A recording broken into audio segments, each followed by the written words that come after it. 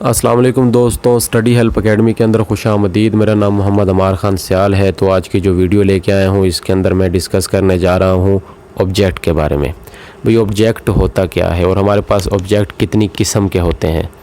तो सबसे पहले मैं बात करता हूँ भी ऑब्जेक्ट क्या होता है। एक ऑब्जेक्ट का मतलब तो होता है एतराज़ करना, लेकिन ग्रामर की रूल से ऑब्जेक्ट क्या होता है जिस पर काम किया जाए। फॉर एग्ज़ाम्पल मैं एक बात को कहता हूँ, मैं कहता हूँ साइमा ईट्स एप्पल। मैं कहता हूँ साइमा सेब खाती है। तो ऑब्जेक्ट क्या है इस फ़िक्रे के अंदर? Yeats Apple. अब जो एप्पल हमारे पास क्या है वो ऑब्जेक्ट है। बात हमने ऑब्जेक्ट की करनी है तो लिहाजा हम ज़्यादा कंसंट्रेट करेंगे ऑब्जेक्ट के ऊपर। तो ऑब्जेक्ट होते हैं जिसके ऊपर काम हो रहा है। अब काम किसके ऊपर हो रहा है? सेब के ऊपर हो रहा है ना। तो सेब हमारे पास क्या है जी? ऑब्जेक्ट है। इसी तरह और अगर पानी पिया जा रहा है तो पानी के ऊपर काम हो रहा है, तो पानी हमारे पास क्या है? ऑब्जेक्ट है।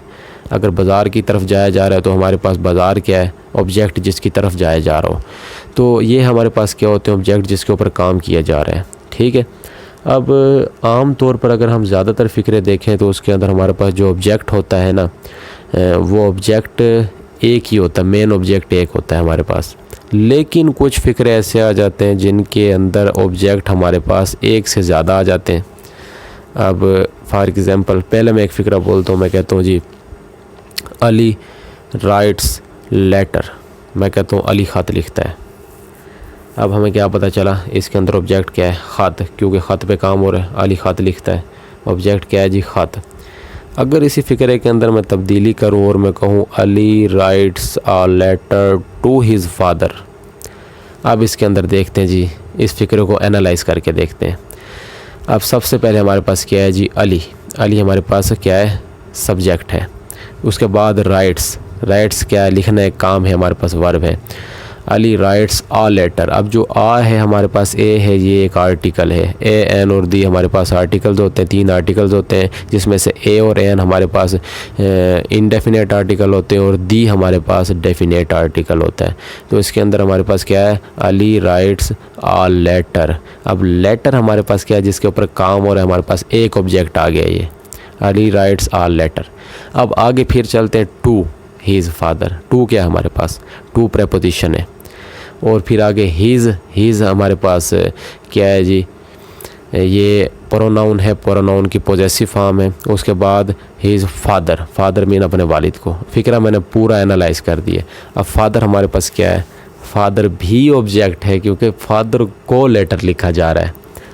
अब यहाँ पे कंफ्यूज करने वाली ये बात है कि हमारे पास 2 ऑब्जेक्ट तो आ गए हैं, लेकिन हमें कैसे पता चलेगा कि इसके अंदर डायरेक्ट ऑब्जेक्ट कौन सा और इनडायरेक्ट ऑब्जेक्ट कौन सा है? क्योंकि अगर हम ऑब्जेक्ट की काइंड्स या अक़साम के बारे में बात करें तो हमारे पास बेसिकली 2 अक़साम होती हैं ऑब्जेक्ट की। एक डायरेक्ट ऑब्जेक्ट होता है और एक इनडायरेक्ट ऑब्जेक्ट होता है। अब इस फ़िक्रे के अंदर हमारे पास 2 ऑब्जेक्ट आए हुए हैं, हमें कैसे पता चलेगा कि डायरेक्ट कौन सा और इनडायरेक्ट कौन सा है? देखिए जी, मैं आपको ज़्यादा रूल्स के अंदर उलझाऊँगा नहीं। एक सादा सा रूल आपको बता देता हूँ, आसान कुलिया जिसे कहते हैं, फार्मूला। अब 2 ऑब्जेक्ट्स का हमें पता चलेगा कि कौन कौन से हैं। अब इसमें से हम दोनों में से एक एक करके एक ऑब्जेक्ट को निकालने की कोशिश करेंगे। अगर किसी ऑब्जेक्ट को फ़िक्रे में निकालने से फ़िक्रा अपना तसलसल बरकरार ना रख पाए तो वो हमारे पास डायरेक्ट ऑब्जेक्ट होता है। मैं फिर दोहरा देता हूँ इस बात को कि ऐसा ऑब्जेक्ट जिसको फ़िक्रे में से निकालने के बाद फ़िक्रे का वजूद ही बाकी ना रहे, फ़िक्रे का तसलसल ही बरकरार ना रहे, वो हमारे पास क्या होता है जी? डायरेक्ट ऑब्जेक्ट होता है। और ऐसा ऑब्जेक्ट जिसको फ़िक्रे में से निकालने के बाद फ़िक्रा अपना तसलसल बरकरार रख पाए, अपना वजूद बरकरार रख पाए, अपना मायने बरकरार रख पाए, तो हमारे पास वो कौन सा होता है? इनडायरेक्ट ऑब्जेक्ट होता है। अब इसमें से हम निकाल के देखते हैं। सबसे पहले क्या निकालें जी? लेटर को निकाल दिया अगर हमने। मैं कहता हूँ Ali writes to his father, फ़िक्रा ख़त्म। अब अली क्या लिखता है अपने वालिद को? कोई पता नहीं, हमें कोई पता नहीं ना क्या लिखता है।